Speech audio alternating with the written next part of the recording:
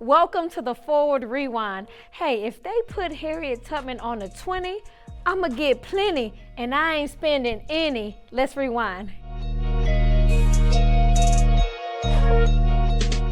Okay, the Democrats now have control of the House, the Senate, and the presidency. So what does that look like for the most loyal and dedicated constituency group of Democratic supporters in this country?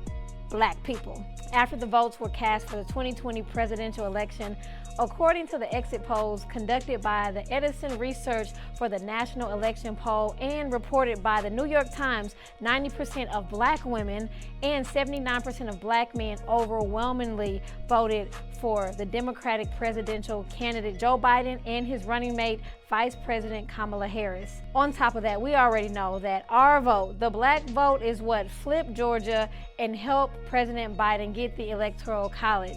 Do not get lost in the honeymoon phase. What is the agenda that we need to move forward in our community? Tune in, stay locked in to ForwardTimes.com weekly to check out the status of the people that we put in office, if they're keeping good on their campaign promises. Deep in the heart of Texas drama. Instead of big stars being big and bright in Texas, they all appear to want out of our great city on the heels of the dramatic departure of Houston Rockets star player James Harden, forcing his way out of Houston. It appears that a storm is brewing in the Texan camp that might result in Deshaun Watson wanting out of the city too. The relationship between Watson and the Texans seems to have splintered during the season and has become fully fractured as reports are surfacing that he is out of communication with his team. Watson has been active on social media since the 15th. He tweeted, "I was on 2, now I'm on 10. We all know what that means. That means it is escalating. While he hasn't come out and said publicly that he wants to trade, according to sources, things may already be beyond repair. Stay locked in to ForwardTimes.com under the sports tab as this story unfolds.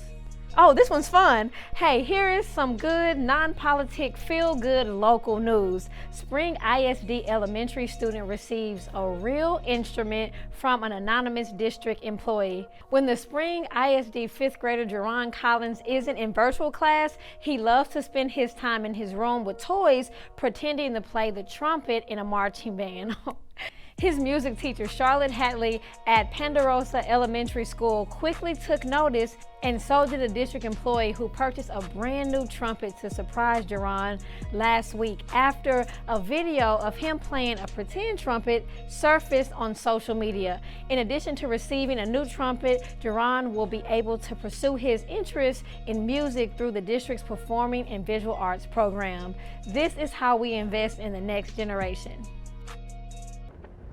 If we merge mercy with might and might with right, then love becomes our legacy and change our children's birthright. Ooh, meet Amanda Gorman, the U.S. youngest inaugural poet. As President Joe Biden prepared to take the oath of office in a city still reeling from the January 6th attack on the Capitol, 22-year-old poet Amanda Gorman was charged with capturing the spirit of the moment. With her reading of an original composition titled "The Hill We Climb," she did just that, and in doing so became the youngest inaugural poet in the United States history. Hey, this sister is bad. At 16, she served as a youth delegate for the United Nations, and she has plans. By the time she is presidential age, she says that she plans to run for president of the United States in 2036. Hey, head over to ForwardTimes.com for the full story on this black girl magic.